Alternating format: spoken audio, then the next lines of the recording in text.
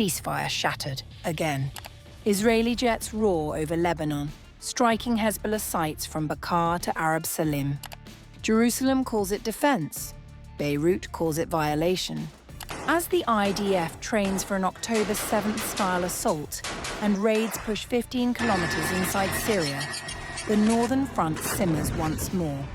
Peace, it seems, was only a pause.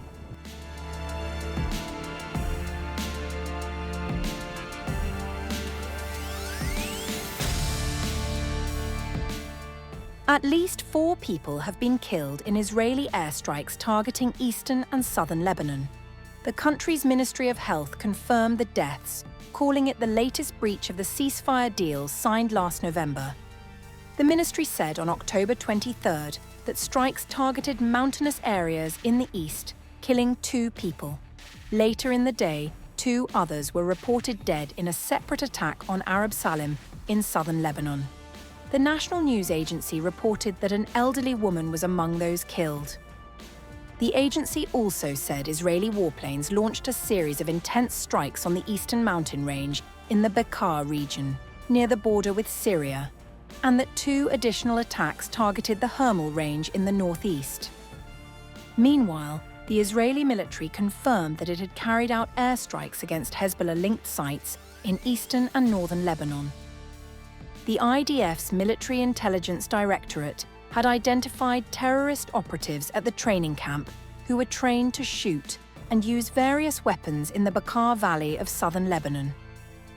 Israeli aircraft also reportedly struck a Hezbollah precision missile manufacturing site in the area, as well as additional terrorist targets in the Sharbine area of Srobin in northern Lebanon. The storage of weapons, the presence of terrorist infrastructure sites, and the conduct of military training against the State of Israel by Hezbollah terrorists constitute a blatant violation of the understandings between Israel and Lebanon and pose a threat to the State of Israel. Earlier, on October 22nd, the IDF killed Hezbollah Radwan Force Platoon Commander Isa Ahmad Karbala in a strike in southern Lebanon.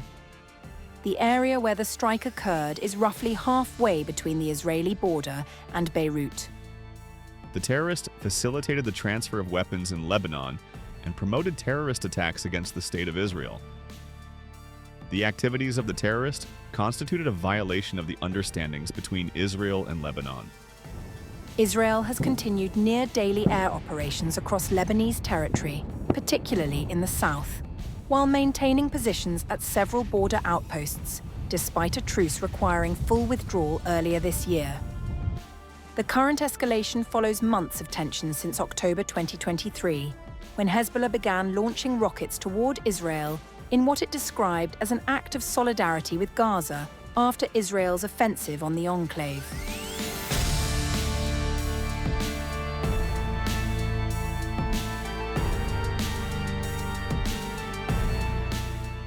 According to the IDF, Israeli troops foiled an attempt to smuggle weapons from Syria into Lebanon, arresting several suspects atop Mount Hermon. It was the second such incident within a week in the Hermon area, as the Israeli army continues to maintain positions in parts of southern Syria. The IDF said that on October 22nd, soldiers from the 595th Combat Intelligence Collection Unit, which operates surveillance cameras, detected suspicious movement in the area and dispatched troops to investigate.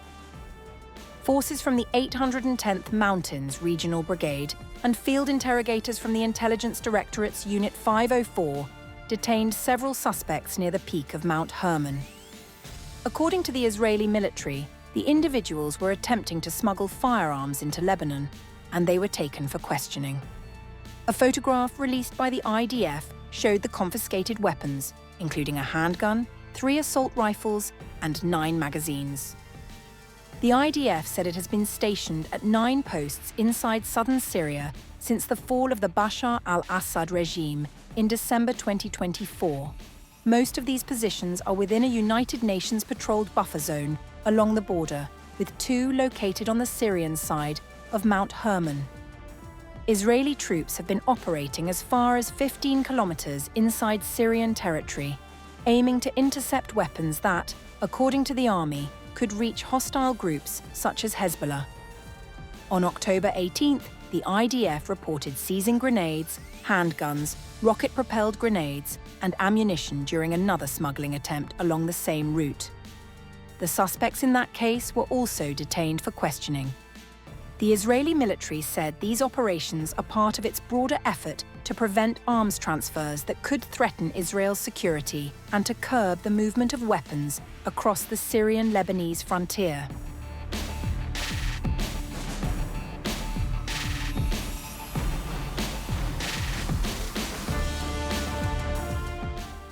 The IDF conducted 30 hours of training across the northern border this week, preparing for a potential large-scale assault from Lebanon, similar to the October 7th attacks.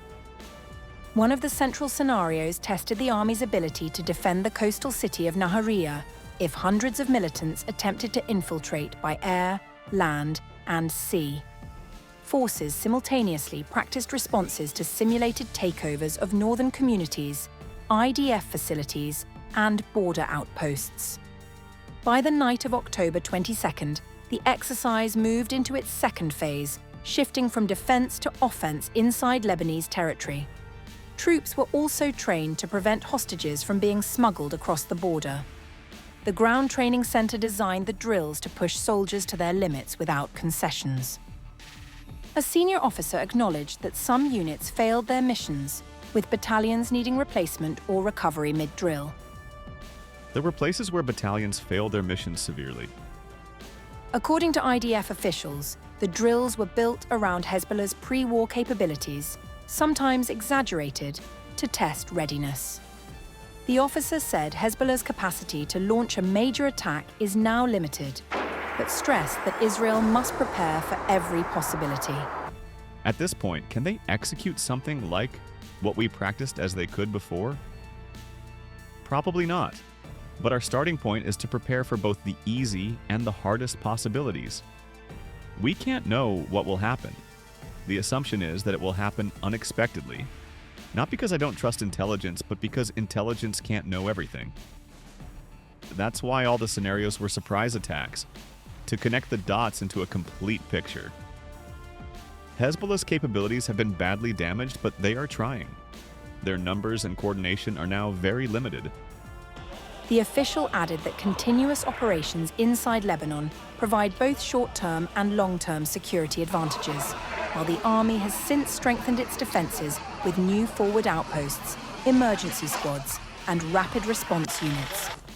As one commander overseeing the drills said, the system functions differently now and continues to adapt from the lessons of October 7th.